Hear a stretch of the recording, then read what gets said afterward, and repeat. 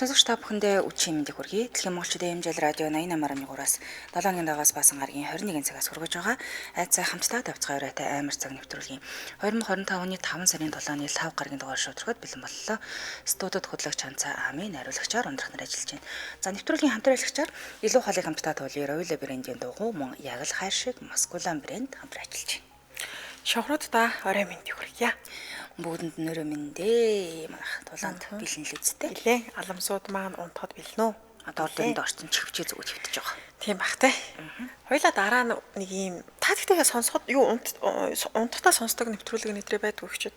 Их ч шүн хардаг. Харин тэгээ та ч унтдсан моос л эзэн. Үгүй юм хажууд дуурайд байвал бүр яахгүй шүү дээ. Тийм. Сонсохгүй шүү дээ. Би сүүлээд хөзрийн мэрэг үзээ. Яаж мэрэглэх тухай тэрийг жоохон сонирхол. Тэгж жаад өчигдөр шөнө унтаа зүүдэндээ баахан хүн мэрэглэж өгсөн. Тэр дунд та байсан байдаг. Их чинь мэрэглүүл хамгийн түрүүнд. Тэгээ нэг гой олигтой мэрэглэж чадаагүй би тань. Тэр зүүдээ л ярих гээд энэ яриаг эхлүүлчихлээ. За ямар тааш тэгэхээр өнөөдөр миний ярих түүх маань ерөн зүүдтэй холбоотой. Хачирхалтай учрлууд буюу нэг юм зүүд тэгээд одоо юу гэдэг бодит байдал ч гэдэг юм уу. Бас нэг зарим хүмүүстэй учрсан учрал нэг юм арай өөр байдаг те. Яг нэг хувь тавилангаараа гэдэг шиг. Тиймэрхүү учрлуудын тухай ярихаар бэлдсэн байна. Тэгээ дээрэс нь хоёр хувааж ярих юм шүү. Өнөөдөр ихний хэсэг маргааш хоёр дахь хэсэг нь. Зөв. За би 3 өдөр ер нь бол ямар нэг сэдвэд баригдахгүйгээр явж байгаа. За одоо ингээд 7 сарын 10-наар уран бүтээлийн жил дуусна. Тэгээ тэр болтол ямар ч үгүйс янз бүр юм хүргэнэ гэх байж байна. За бөө мөргөлтэй холбоотой түүхийг хүргэх шигээ бас лам нартай шидийг үзүүлдэг хутгтуудын талаараас хүргдэг. За өнөөдөр бас яг тэр чигт буюу тиймэрхүү чиглэлээр аграм санж жав буюу өвгөн гэсэр ламын тухай хүргэхээр бэлтлээ. Бар утга усандаа гайхагдсан дэлхийн нийтээр өөр нь бол мэддэг байсан юм ундаг шидтэй. Хүн юм бэлээ. Энэ хүний талаар хүрхий гэж бодлоо. За ингээд нэс нүргээ тийм ээ. За тий.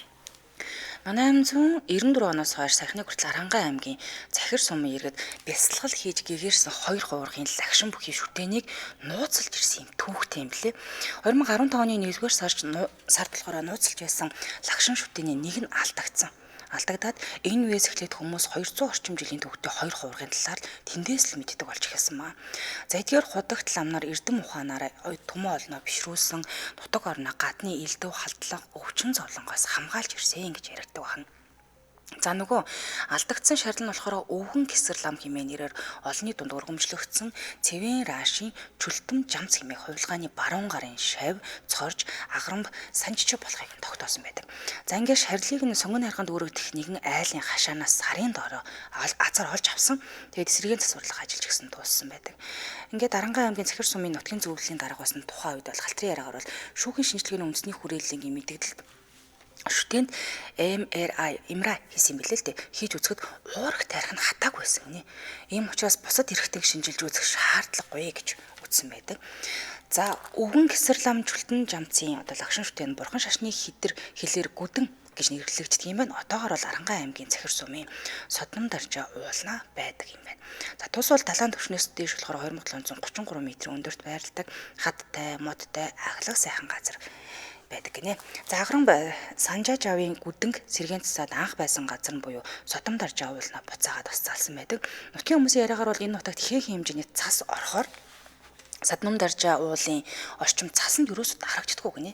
Өөр нэг жишээ нь 1960, 2002 онуудад бүхэлдээ түүмэрт тавцсан байгаа. Тэр уул тэр чигтээ түүмэрт тавтахад багшаа хоёрын лагшин шүтэн байрлаж байсан газарт нь түүмрийн гал юусоо ороогүй. Тэг маш ойрхон хажуухаар нь өнгөрөөд явсан байдаг. За энэ мэд гайхшруулсан үйл явдал олон болдог учраас сүсгтнүүд тэднийг амьд бурхад хэмээн дахин шүтдэг юм байна.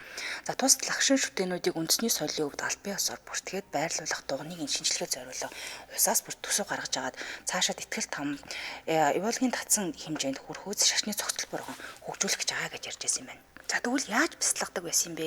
Үгийн одоо шидтэй гэж яриад байгаа юм бэ гэдгийг нүргээ тийм ээ. За хувилгаан лам нарын бясалгалын тухай болохоор өвгөн гэсэр лам чүлтэн жамц аграмб санж жав нарын лагшнанд бясалгалын буюу самади төвшөнд өөртөө занданшуулсан юм шар шүтээ юм байна л да. Аграмб санж жав насан өндөр болсон хойно шав нараас багшийнхаа дэргэд аваачхыг өөрөө хүссэн юм байна. За ингээ миний багш ажид аваачдаг байгаад. За ингээд аграм ламтан 5 мэтрхүйг хаах бясалгал хийж өөрийгөө лагшин шүтэн болгосон юм байна. Энэ бясалгалыг нь болохоор бурхны шашны хэлээр гог нямб гэж хэлдэг юм байна л да. За бас бясалгалыг хийснээр сэтгэл маш амгалан ямар ч өвдөлт зовлон мэдрөхгүйгээр насан эцэлээд лагшин шүтэн болдог буюу энийг бол хэрийн өмч хийгээд ахааргүй юм шиг байгаа юм л да. За гарамд чултам жамц одоо ард болно өвгөн гэсэр лам хэмээн альдарсан энэтхгийн 81 шидэтэнд хүчингийн нэг тойн эрдэн чултам жамц нь игэл босгон байсан гэдэг нь одоо маш олон юм дээр тэмдэглэн үлдээгдсэн байт юм байна л да. За энд нь Сайн Ноёнхан аймгийн Далай Чонхор вангийн хошуу буюу одоогийн Архангай аймгийн Цахир сумын нутагт хойд тэрхийн их халзан бүрэгтэй буюу очир хайрхан уулын өвөр хормойд Эрдэнийн бомб мэт тавах Алтан толгой хэмээх газар 1816 онд мэдлээд 80 гаруй наслаад 1994 онд жан чалсан юм байна. За ламтан болохоор өндөр биетэй, алаг нүдтэй, ширвээ сахалтай, гонцгой бор царайтай юм хүн байсан гэдэг. Түүний ер бусын эд шиг товдсын талаар ам дамжаад одоо хүртэл яригцаар л байгаа. За юу гэж ярьдیں гэхээр чултам жамц хүүг нэглэх байхад нь аав нь нас орчихсон учраас ээжийнх нь хамт төрсөн нутгаа орхиод ээжийнхээ ах トゥ ус нарыг одоо бараадад явсан юм байна л да.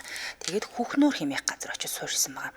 Өсөж том болохын хэрээр адуу малтай ноцолдож гэрийн ажилд туслаад бусад үед нь болохоор тариатын хүрээнд шавлан бурхны номд шамдан суралцдаг байж л дээ. Ингээ хүрээнд шавлан сууж байхдаа юр бишин болох нь мэдэгдэж эхэлсэн маа. Ингээ номын багш нь олон удаа гайхаж биширч исэн гэдэг. Нэг шөнө багш нь гинэс сэртэл тэгсэн юм л да. Энэ чултамчин өгсөнхөө амьлуулад гудамжаар амтан хүн айлгаад байдаг боллоо. Энийг нь болиулаач те гэж хүмүүсийн шивнэхийг сонссон баг. Тэгтэн багш нь чултэм чи байна уу гэд гэрэл гаргаад босож гартал өшөглүүрэндээ буюу хонь ямааны арьс хүмтэй дээр хийсэн аяны хүнжил маяг одоо мишок юм да одоогоор ийм уут байсан. Тэрэндээ дээлээ хийгээд хүн унтаж байгаа юм шиг тавингуудаа ханы толгойд эрхээ өлгсөн байсан нь өөрөө шажигнаад эргэжсэн байсан. Өөрөө байхгүй. Ирэх нь ингээ эргэжсэн юм аа л да. Тэгтэн багш нь тэрийг харангуйта суун тусан залбирч "Гүй би ямар заяагаараа ийм эд шидтэнтэй учрав та" гэж бодоод өөрөө эргэлдэж байгаа эрхнээс нь айдас аваад орондоо ороод нойр нь хүрэхгүй хүлээхэд хөвтөжсэн юм байна. Хайчдаг юм бол тоо гэж бодоод.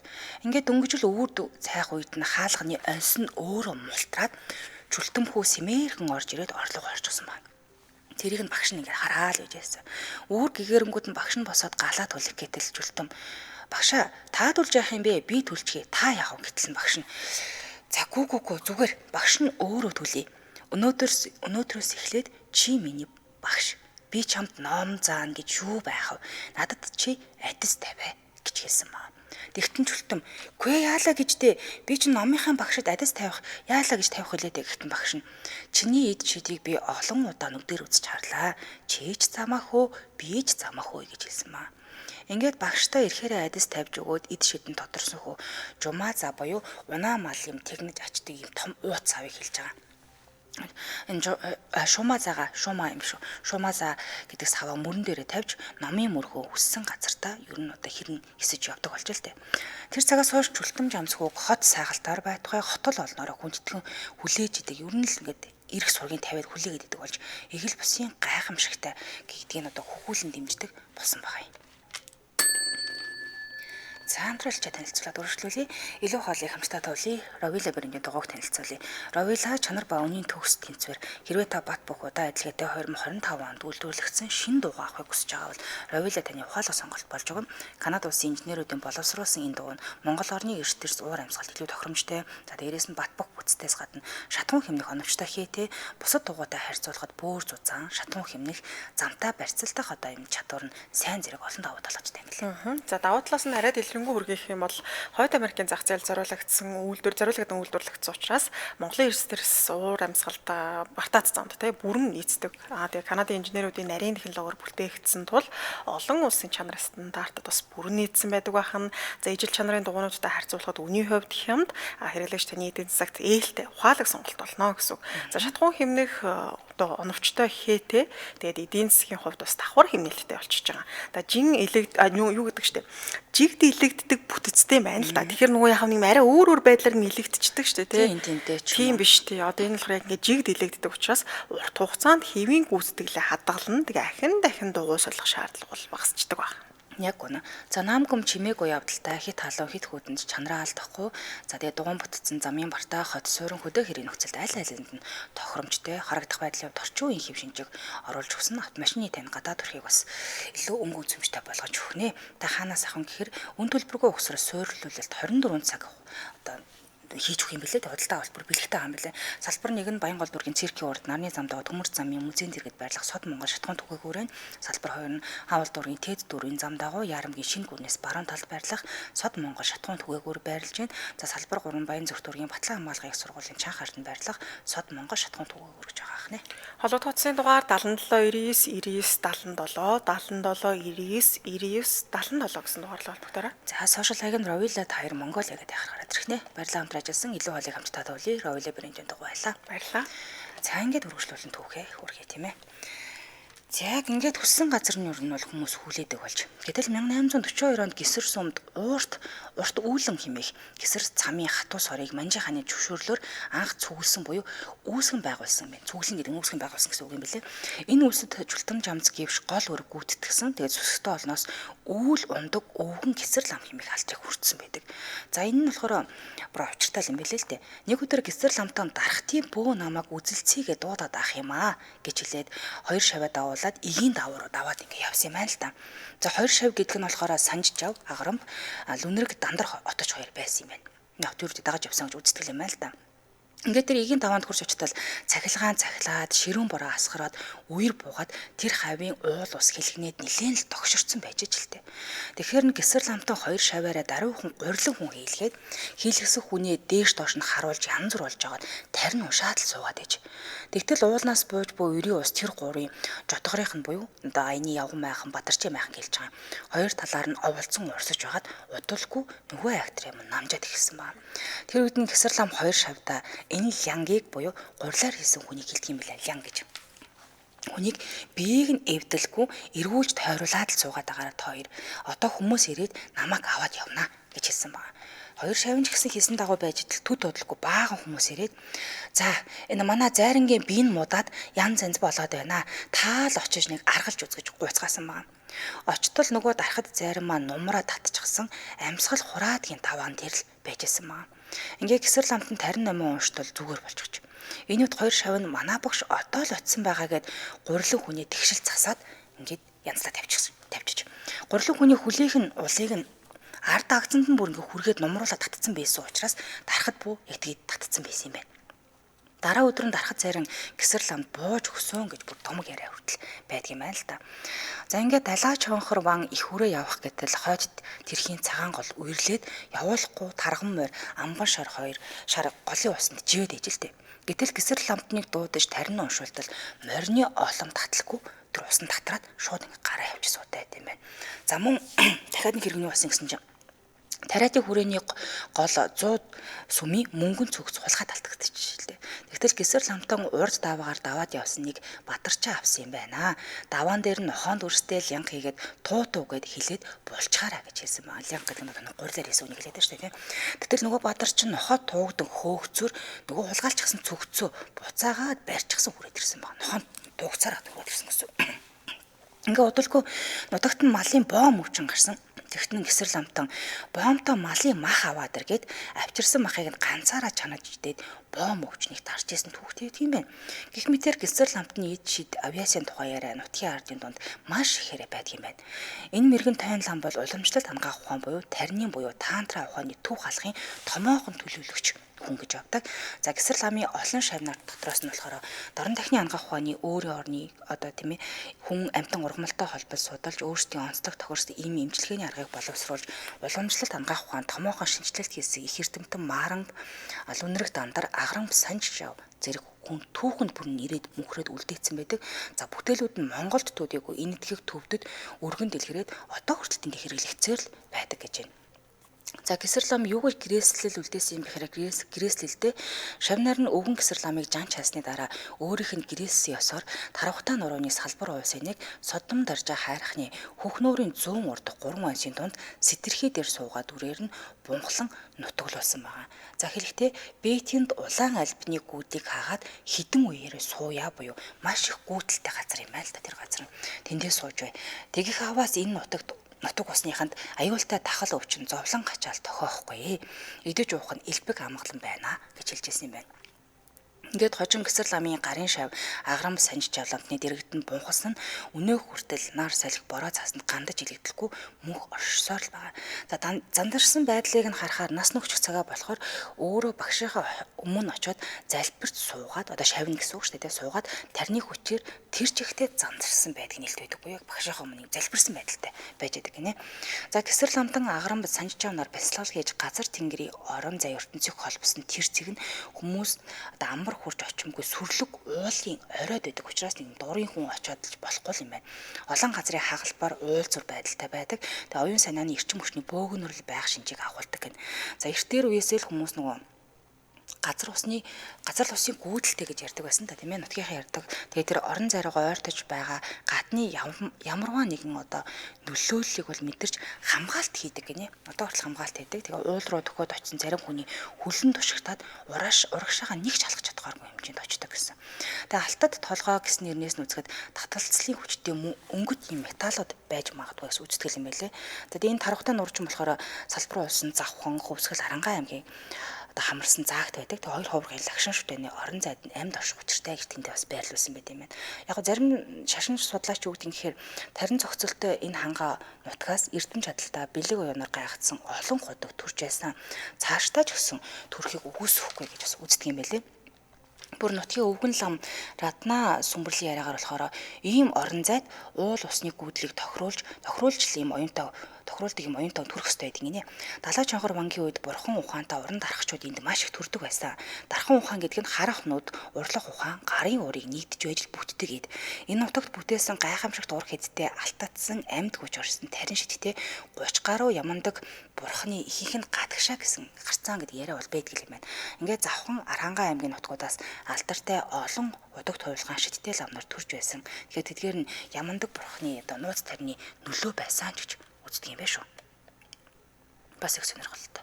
Тийм байна тийм. Тэгээ ер нь энэ тэнд ийм сонсогддогч манай амарчсан ярьдаг л энэ тэгэл энэ тэнд мундаг бас ийм хүмүүс байсан гэл. Тийм домог яриа шиг тийм. Яригддаг тийм. Одоо л яг ингээд тийм ингээд нүдний өмнөнд гаргаж ирээд алгуулгалаач гэдэг юм их бас нэг жоохон үлгэр домгийн юм шиг сонсогдод шүү дээ тийм. Тэр бол тиймэрхүү зүйлүүд түүхүү зөндөө яг бид нар олж унш чадаагүй байна тийм. Өнөөдөр харсан гэрчүүд одоо байхгүй болчиход байна шүү дээ тийм ээ. Төлөөдөө шавн болох тийм ээ. Аграм санж жавын тухай богнохоо юм хүргэчээ. За сайн ноёнхан аймгийн далай чонхор вангийн хошуу би одоогийн Арангаан аймгийн Цахир сумын нутагт хойд ирэхэд тайвж рахслын 1826 төрж исэн байлээ. Бага наснасаа шашин номын мөрхөөж буддийн шашны 5 дээд ухааны оргил төрсэн эрдэмтэн гэж үздэг. За багшаасаа хойш 1905 оны хавцаа өөд болсон гэж тэмдэглэсэн байна. За ингээд санж жав тариатын хүрээний шавлан суралцаа төвд Монгол улсын анхны мэдгэдэггүй болоод улмаар гисэр лам хэмээн алдарсан хуйлгаан чөлтөм жамцын гарийнхан шав болсон байдаг. За тэгээ буддийн шашны хамгийн дээд цол болох аграмбын дээд ирэмбэд хүрээд хоосон чанарын дотоод чадварыг ухаарч эзэмсэн эрдэмтэй хүн байсан учраас өөрийн ирэхээр буюу номын хүчээрээ бурхан болох үдсийг олсон гэж яригддаг юм байна шүү. За цорч цолтой шашнаас зүтгэлтэн байсан. Тэгээ судас байж уншилдаг байсан юм байна. Засал ном хийдэг, им там барьдаг, олныг бишрүүлсэн мундаг одоо юм отож марамт байсан гэж ярьдаг. За санжжаа марамт хүн эмчилгээний зэрэгцээ өв сургамлаар им тааныг хийдэг байсан гинэ. Эмгэг оншлох, эмчлэх зэрэг ангаах ухааны бүх төрлөөр олон 10 шав бэлтгэсний дотор болохоор лүнрэг дандар тийм ээ шаривжин зэрэг олон алдартай отож марамбуудыг бас араас нь төрүүлсэн байт юм байна. За дээрээс нь өндөргийн цан узар халахын зай бандад лувсан пэрнлээ ламын гэгэний лувсан данзан жанцсан нарын дараа орох 4 дахь том хүн гэж бүр тэмдэглэгдэж үлдээсэн байдаг юм байна шүү. Тэгэхээр ямар мундаг хүн бэ гэдэг юм бол эндээс харагдах бах тийм ээ.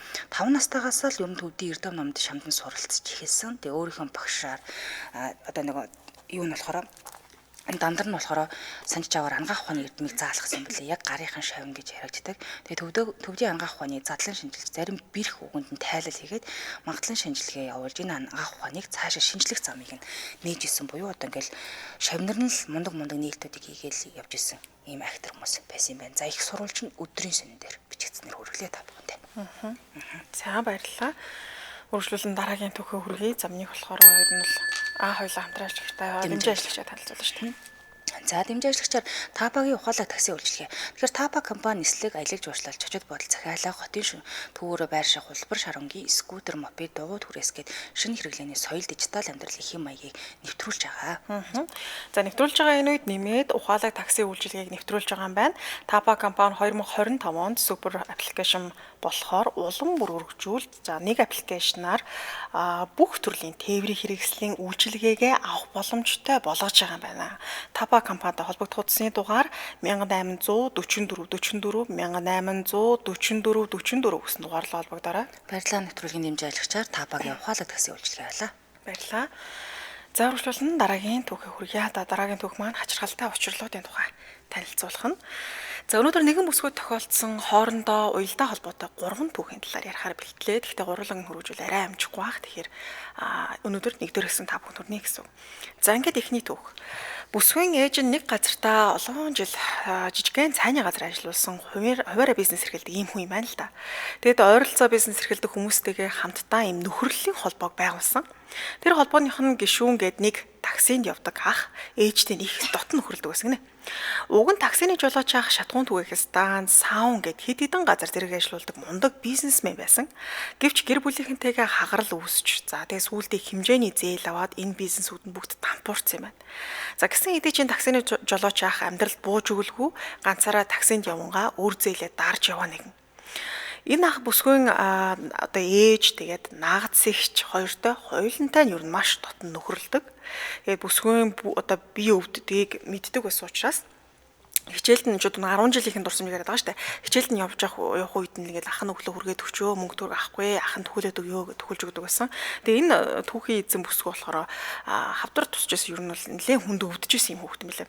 За тэгээ ээж нагц эгч хоёр нь ч ганцаараа амьдардаг таксины жолооч хахад үргэлжил ингээд хачир солонгосчууд нь хачир баахан бэлддэг шүү дээ тий. Хачир бэлтгэхээр ингээд илүү хэд хэдэн юмнууд ингээд савлж өгчөөдөг байсан. За тэгсэн хаврын ихэнх сард гинтгэн нөгөө таксины жолооч хахтай холбогдож чадхаа болсон гинэ. Утас руу хичнээн ч залгасан ерөөсө утсаа авахаа байсан. За тэгээ бүр холбооных нь уулзалт болдог сардаа нэг тэр уулзалтын дээр ч хүртэл ирсэнгүй. За ингээд ээж наац ихч хоёрынгүй таксины жолооч ахмаад өвдсөн байх та яасан бол доо гэд санаан зовоод хоол унд бэлдээд гэрт нь очруулсан юм байна. За их зүйл авч явсан учраас бүсгүйч гэсэндээ тухай жоох хөөгдөөсөн. Гэхдээ нөгөө юм хүмүүс өргөлцсөн гэд хамт явсан гинэ. За ингээд ээж наац ихч хоёр нь төрүүлж хаалгаар ороод жолооч ахын унтлагын өрөөнд тий одоо гэрийн унтлагын өрөөнд төрүүлээд орсон. Харин бүсгүүд гоо жоох хөөгд нөгөө хүнд юм өргөцсөн ардаас нь явж исэн байна л да. Галтгооны ойролцоо. Тэгсэн гинтхэн ээж нь маш чангаар хүүе болохгүй цаашаа битгий орж ирээрээ наана байж минь өхөн гэж чанга шарсан байна. Учир нь таксины жолооч ах хэдийн гэртээ нас орсон байсан гинэ. Тэгээ бүсгүй тухайн үед жаахан хөвгтөөс учраас ээж нь түүнийг цогцос хараад айчна гэж бодоод хаширсан юм байна л да. Тэгээ бүсгүй хувьд цогцыг хараагүйч галтгооны өрөөнд байхад маш их хэмжээний цусны ихүү нэг тийм үнэр ханхалсан. Таксины жолооч ах өнгөрсөн хугацаанд их ганцаардаг сэтгэлээ тайтруулах гэж байнга л өдөр болгон уудаг байсан гинэ. Тэгээ сүүлдээ энэ байдал нь хүндрээд нөгөө одоо архин биед нь нөлөөлөөд за тэгээ бүр сүүлдээ цусаар бөөлжж өгöd болсон юм байна. Тэгээ нас урахаас өмнө цусаар бөөлдсөн хүүд ямар л олигтой харагдав гэж тэ их л тийм зовж шаналсан царайтай өвд болцсон байсан. Тэгээ нөө ээж нагц ихч хоёр нь хамгийн түрүүнд цогцын болсон учраас царайг нь хараад ямар хэцүү өвд болов ээ гэж өрөвдөжсэн тухайгаа сүүлд ярьжсэн гинэ. За ямар тач жолооч ахын цогцыг олоод зохих газар нь мэдэгдээд дараа нь гэр бүлийнхэнд нь дуулгах санаатай холбогдсон боловч гэрийнхнээс нь юу ч хинэн ч холбогдоогүй. За тэгээ сүүлдээ оршуулгыг нь хийх хүн байхгүй гарч ирээгүй учраас ээж нь таксины жолооч ахын оршуулгыг ном ёсны дагуу хийж өгсөн. За тэгээ бүсгүй өвдөжсэн гэж би түрүү хэлсэн шүү дээ. Тэгээ ахынх нь энэ нөгөө таксины жолооч ахын оршуулгатай зэрэгцээд бас нөгөө эмчит нэлээд нарийн шинжилгээ өгөх шаардлагатай болсон энэ бүсгүй. Тэгээд яг нэгсэндээ одоо өвчин нь хүндэрсэн буюу нөгөө авторч одоо нөгөө өрөвсөд ингээд те илүү цаашгаа тархсан байх вэ гэсэн ийм шинжилгээ өгөх шаардлагатай болоод хариугаа хүлээж эхэлсэн. За энэ хооронд таксины жолооч ах өөд болоод 49 хоног өнгөрцөн байсан. Тэгсэн нэг орой бүсгүй зүүдэндээ нөгөө таксины жолооч ахыг харсан гинэ. Зүүдэнд нөгөө жолооч ах их тийм гоё гэгээлэг гоё өнгөтэй хосол өмсцэн хоёр талаар нь имзэгсэн шугуугаар дүүрэн замтай юм уу голтой ингээд шоргон замтай хоёр талаар нь ингээд зэгс дүүрэн тийм газар зогсож байгаа харагдсан. За удалгүй ах цааш алхаж эхэлсэн юм байна. Тэгээ энэ үед бүсгүй гахаад "Гүй хаа та яагаад уулзалтан дээр ирээгүй юм бэ?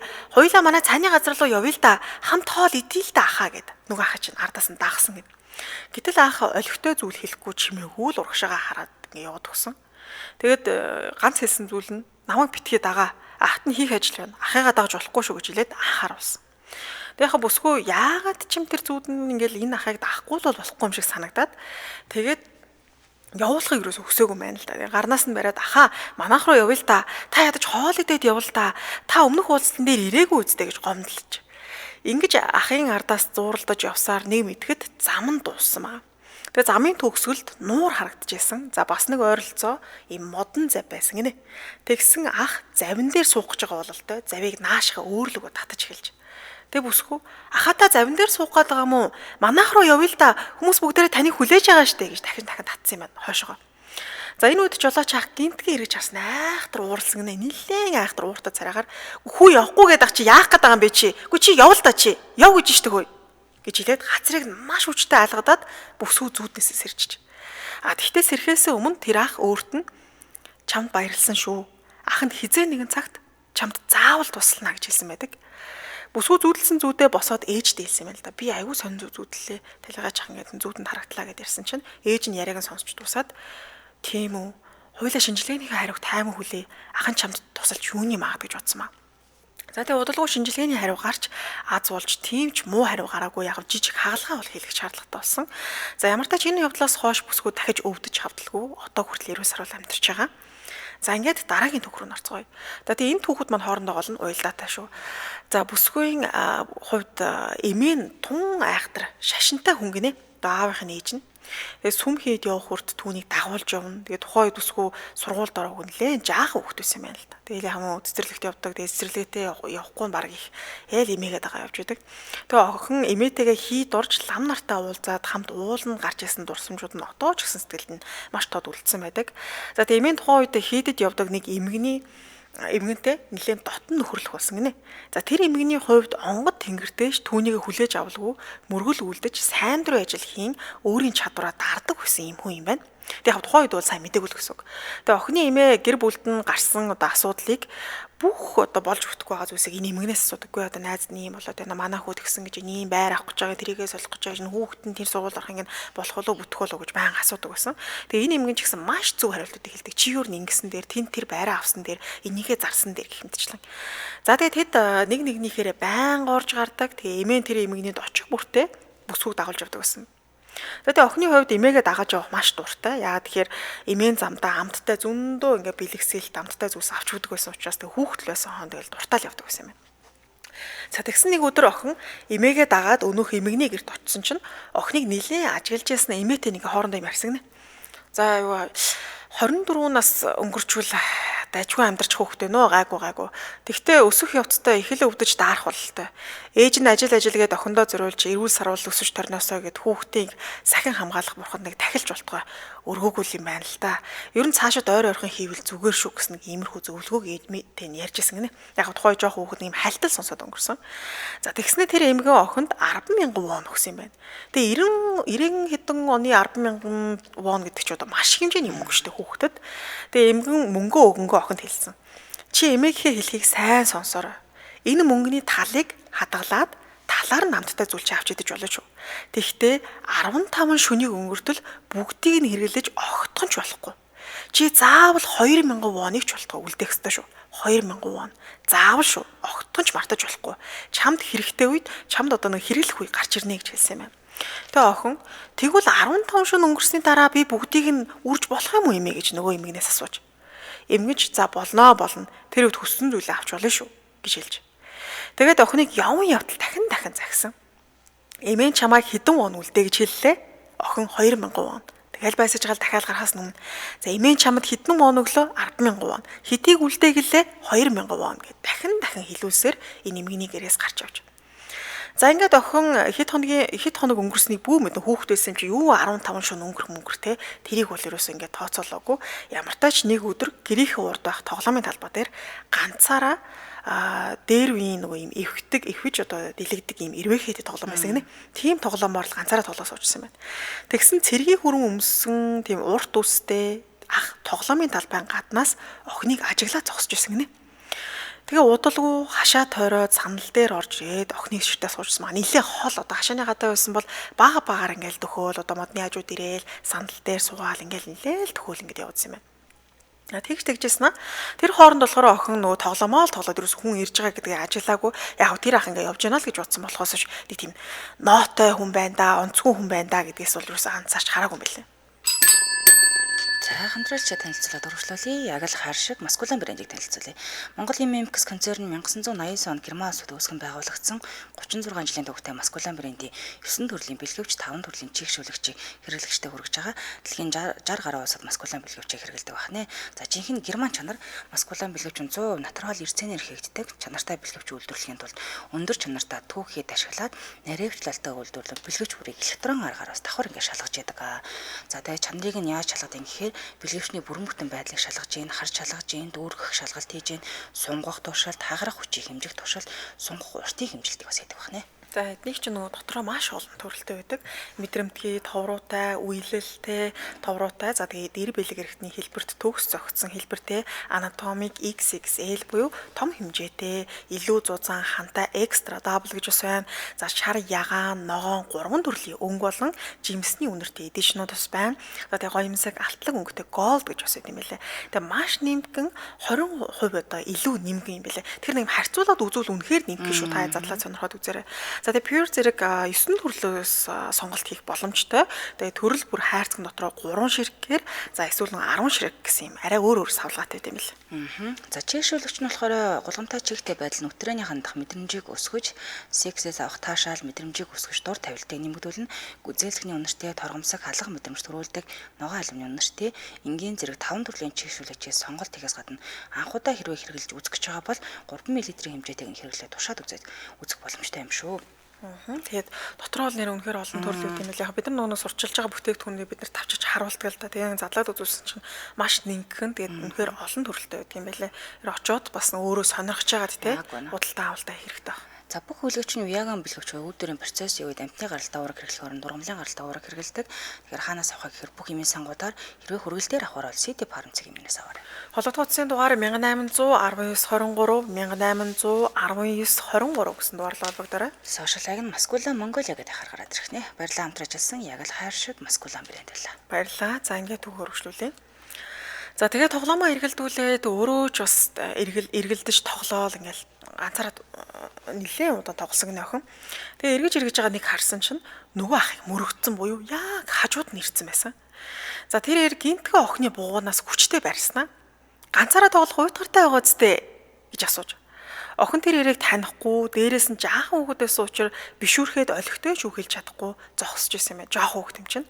Тэгээ харах нэ үл таныхэр охиныг тоглоомын талбайгаас бараг чирж авч гарах нь л гэмээр харагдсан гинэ. Тэгэд 90 онд бол Солонгост нөх хүүхэд хулгайлах, барьцаалах гэмтэргүүд эд гардаг байсан үе. Тэгэхээр эцэг эхчүүд хүүхдээ алдах вэ гэд их л болгоомжилдаг байсан. Одоо энэ үед яаж яагаад энэ охин ганцаараа тоглосон ямар ч тач ингээ ганцаараа гадаа тоглож таарсан. За ингээд охин яахаа мэдэхгүй зогсож байтал гинтхэн толгойд нь өнөөх эмгэний өгсөн 2000 вон санаанд нь орсон гинэ. 2000 вон үлдээсэн байгаа шүү. Тэгээ сайн ярьж чаддгүй хүүхэд чинь юу болсон юм саяхныг хүртэл гацаж төгдрөл юу гэж хэлхээ мэдэхгүй зогсож байснаа. Гинтхэн өөрийн мэдлгүүл дурчгнуулаад ихсэн гинэ. Ахааха та мөнгөтэй мө? Тэгсэн нөгөө ах л ахт нь мөнгө байхгүй юу? Охин хариуд нь танд яагаад мөнгө байхгүй байгаа юм бэ? Хамт тоглохын тулд мөнгө хэрэгтэй штэ. Манай их тарааха 2000 вонага би гэс явчаад аваад ирье. Энэ урд байгаа байрны 2 давхарт манайх байдаг байхгүй юу? Мөнгө авчаад хоёул амттай зүлгүндээ авч идэе гэл ингээл баахан дуржигнуулаа ирсэн гинэ. Тэгсэн тэр тэг чи явчаад би чамааг энд хүлээгээл хараа зогсож гэж хэлж. За ингээд охиныг 50 явуулсан. Тэрнээс гарыг нь бариа зогсчихсон шүү дээ. Тэгээ үл таныхэр охиныг гэрийн зүг явж байгааг нэг хартаас нэлээд удаа ингээ харж зогссон. Охин гэрлүүгээ хар хурдаараа гүйж ороод ээжтэй болсон бүх явдлыг ярьж. За бас нөгөө үл таныхэр гадаа тэг гэрийг ингээ холоос хараа зогсож байгаа гэдгийг ч гэсэн нэмж хэлсэн юм байна. Тэгээ үүнийг сонссон ээж нь цонхоороо гадаг шарсан чинь нээрээ нэгэр гэрийг ингээ хараа зогсож байсан. Яа гэрхийн зүг. Тэгээ ээж нь цонхоороо хүүе муу новш чи хэнийг хүүхдийг авч явах гээд байгаа юм бэ? Далд ороо ч юм уу баялаар амт ингээл баахан харааж зүгж хашгирсан гинэ. Тэгээ тухайн үед ээжийнх нь цааны газарт зөөгчөр ажилладаг байсан. Ахад ээж нь тус болоод энэ доод давхартаа их нэртэйг амьдрах өрөө олж өгсөн юм байна. Тэгсэн тэр зөөгч ах ээжийнх нь хашгирж байгааг дуулангуудаа гайхаад гүүж гараад нөгөө эрийг учир зүггүй нүдэж балбаад нөгөө эр нь зүхтаад ингээ яваад гисэн.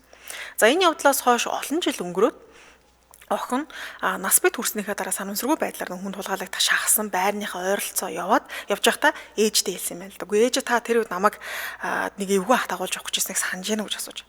Тэгээ ээж нь ч гэсэндээ тэр өдрийг санаж байгаа гэдгийг хэлсэн маа. Тэгтээ чи жоохон хүүхэд байсан байж те олигтойч ярьж чаддгүй байсан байж миний хүү яаж гэртээ орё гэж хэлсэн бэ гэж ээж нь өөрөөс нь асууж. Тэгээ бүсгүй бодож л те. Тэр үед гинтхэн яаж ч 2000 вон санаанд ороод ирсэн шүү дээ. Эмээгийн найз гээд нэг эмгэн байдаг шүү дээ. Тэр эмээ заавал 2000 вон үлдээгээрэй гэж надад бүр дахин загчсан байхгүй юу гэж хэлсэн маа. Тэгээ үүнийг сонссон ээж нь тэр эмэгнийг нилээн увдстай гэж ярьдаг байсан шүү дээ миний охин. Чамд ямар нэгэн зүйл болно гэдгийг юу н урдчилж хараад л чамд мөнгө өгсөн юм байна да гэж хэлсэн. За тэгээ үүнийг сонссон бүсгүй нэрээ тэр эмгэнд тэгээ охинд ямар нэгэн зүйл болно гэдгийг ингээд урдчилж хараад тэгээ одоо мөнгөө чи үрчиж болно. Тэгээ хавн өдрийн үед чинь одоо ийм хүүхд мөх тулгаалдаг хүмүүс чи мөнгө төгрөг мөгрөг бол сонирхоо штэ те. Тэгээ нөгөө тухайн 10,000 вонууд чинь их мөнгө 2000 вон ч гэсэн бас хөөрхөн мөнгө ус учраас мөнгөө аваад ороод ирээ гэхэд тэгэхээр нь шууд хүлэн зөвшөөрөл явуулсан буюу тэр эмгийн энэ охиныг аварсан болж таарч байгаа. Бас л сонин түүх байна тий. Ер нь л урдчлаад л хамаг хөв тавиланг нь хараад одоо сэргийлсэн л юм уу та. За ингээд дараагийн нэг түүх нь үлдэж байгаа. За тэр түүхийг нь маргааш та бүхэндээ өргөжлүүлэн хүргэе. За эхний түүх маань болохоор нөгөө таксинд явдаг ах байсан шүү дээ. Зүгдэнд нь орж ирээд нөгөө хорт авдрахын нарийн тэм шинжилгээ гарсан чинь би чамд тусалнаа те танаа гэр бүлийнхээ буянтай намайг харж халамжилж байсан гэд өвчнөх нөгөө одоо шинжилгээнийх нь хариул гайгүй гарсан байдаг. Дараагийнх нь зүгээр эмээгийнх нь таньдаг энэ бас нэг юм онгоцтой гэхүү те ийм хүн өөрийнх нь амьдралыг аварсан тухай ярьсан байхan. Тэгээд энэ түүхүүд маань хоорондоо гол нь 3 дахь түүхтэр ингээд холбогдох тийм холбоо уяатай л тийм түүх юм бэл. Сонирхолтой. За энд нэг сонсогч маань комент хийж энэ ламын бунханд очиж мөргөж байлаа. Дараа жил нь хэдэн хүмүүстэй очихоор явсан чинь машин явахгүй болохоор буцаж исэн. Зарим хүнийг хүлээж авдаггүй хүн үнэн байхаа гинэ. Оо тийм гинэ. Очиж исэн тэгээд сая бичсэн мессеж төгөл туршдаг. Зарим хүнийг хүлээж авдаггүй, зарим нь хүлээж авдаг гэсэн бас магадгүй л. Тэгэхээр тэр хүн очингуудаа буцсан юм шүү дээ. Машинтайгаа очсон, машин яваагүй тэгээд буцсан гинэ. Бас ямар сони юм те. Өмнө жил нь бол очсон байхад очихж штэ. Тийм штэ. Тэгэхээр болохгүй. Ер нь тэгж сонсож л байсан санагдаж шүү. Тэр хаашаа вүлээ бас нэг явхад штэ нэг юм юу лээ. Бас нэг хил мэлээр гараал ийм юун дээр очихжсэн байх. Нөгөө хаашаа Орос руу байсан шүү. Тэгэл том. Тийм. Тэшээ очижсэн чинь би тэд нөгөө автобустай бөөнөрөө явж исэн. Яг 2 хүний паспортын хугацаанд дууссан. Тэгээ тэрийгээ ерөөсөө наананд шалга гэж хэлж хахад зүгээр байна гэж хэлжсэн. Яг орохын өмнө гинтгэн паспортны маань хугацаа өчигдөр дууссан байж тэгээд бид нар ч 3 хоног өмнө гарсан юм чинь. Тэгээ өчигдөр дууссан байж тийм мдэггүй штэ энэ ч одоо энийг мдэггүй гэд ингээд 2 хүн ч үлээ үлдчихсэн шүү хамтдаа явжсэн. Сайн юм тий. Тэгээд цаашаа бид хэд бол ингээд үлдсэн хүмүүс нь ингээд гарч ирсэн. Би ч итгэл там руу нэнэ гидсэн тахад би жирэмсэн явчихсан. Тэгээ ингээд хэлээр ингээд тухайн үед Оросод чинь нэлээд л асуудалтай буюу нэг юм ааштай дээрээ тавьсан бүхэл юм ингээд онгочоо шалгаал нэг зэвдэг тэрийг олоо явжсэн. Номойч дөнгөж нэг 4 гарантай тавтайсан. Тэгээ тэр үед нь нөгөө амар их хачаатай тэгээ Оросоос тэгэл нүд ч маалч ирээл ирэхтэй буцаад ингээ гарах гэсэн чи ихийг хурааж авч ирсэн байхгүй. Ягаад ч юм хурааж авч ирсэн үед нь номоо ингээ унтцсан. Тэгээд гисэн чинь би өөрөө тэгээ гаднаас нь л хараад тийм амар том гизэн мэдтэй харагдахгүй шүү дээ. Тэгээ байжсэн чинь нөгөө машины арын багаж гэж онгоолоод үцгэн номоо унтчихдаг байхгүй. Тэгээд номыг харангуйтаа манай машиныг нэг ч юм шалгахгүйгээр зүгээр ингээ хамгийн дөрөнд гарах явуулсан. Битүү очир хахад юм сонирхол юм байл. Тийм байна тий. Тэгээд намайг бол нилээ шалгасан шүү дээ. Тэгээд бас нилээ олон юм үлдээсэн шүү. Тийм үү, юу ч аваагүй тэгээд гараа авчихсан шүү. Харин тийм янз л байдаг юм шиг байна. За баярлалаа түргээ нэвтрүүлгийн өндөрлөө студид хөтлөгч Чанцаа Амийн хариулагчаар ундрахнаар ажиллалаа. Нэвтрүүлгийн хамтраалагчаар илүү хоолыг хамтдаа бол Яравил бэрнгээ дуу мөн яг л хар шиг Москвалан брэндэлээ. Өргөжлүүлэн томчтой шууд нэвтрүүлэг болон сонсороо түр баяртай. Баярлалаа.